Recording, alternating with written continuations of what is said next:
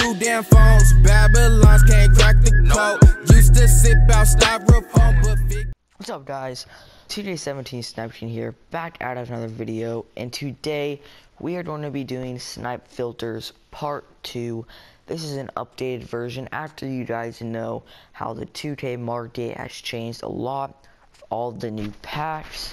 We have the new Diamond Westbrook, the new Diamond Jordan with the new Game Breaker packs, along with how with the Adidas packs that came out kind of ruined the market a little bit. So I'm going to go through and help you guys out on how to get through this market being very dry. So the first thing we're going to start with is we have a new updated version of the Diamond filter. Now it used to be 73,000. The issue with this is that for some reason every day now some idiot has been putting up Diamond Jimmy Butler and Diamond Tim Duncan for 100k, tons of them, and they're not worth that. So that kind of limits and doesn't let you do the minimum buyout for 73,000 or even 100,000.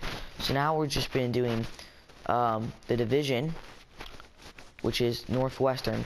This gives you the most valuable cards.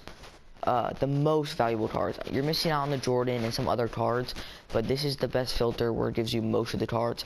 And as you guys will search here, you guys will see there's the Gary Payton, both the Westbrooks, the one Kevin Durant, Carmelo Anthony, along with Bill Walton, and a bunch of other good cards.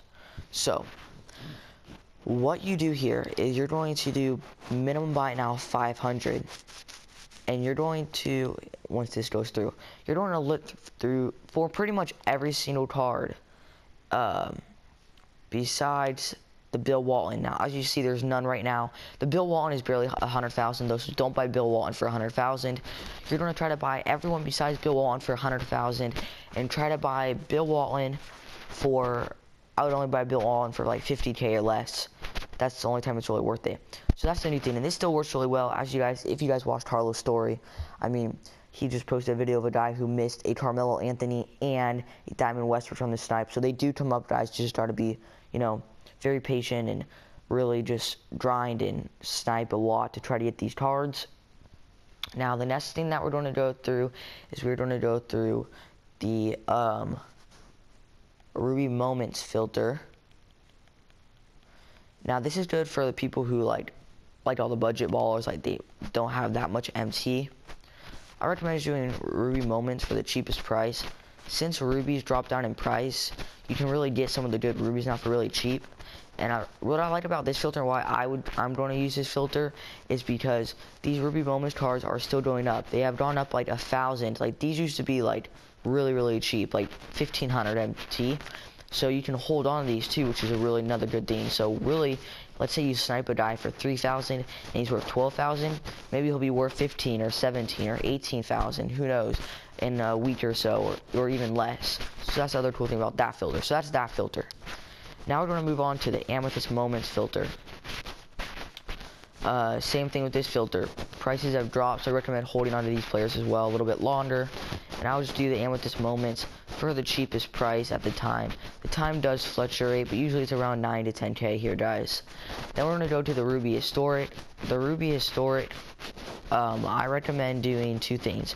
You can just do the minimum buyout for 500 and then keep scrolling over at the 4-hour, 12-hour, 24-hour mark. Except the only issue with this sometimes is that you will miss the really cheap ones.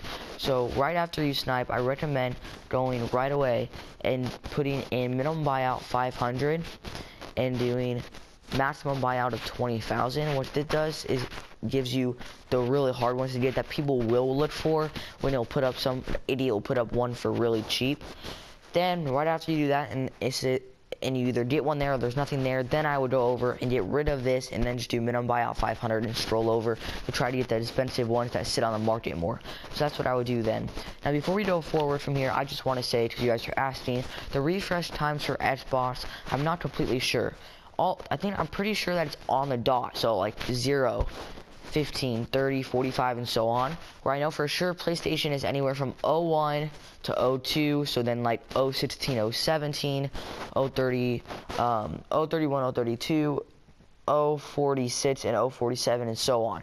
So that's the refresh time for that, and I always like to do it like a minute or two before, just in case sometimes it would come out early before that time. But guys, I'm also, since I'm the 2K17 Snipe team, please start sending me in some of your you know, your missed snipes.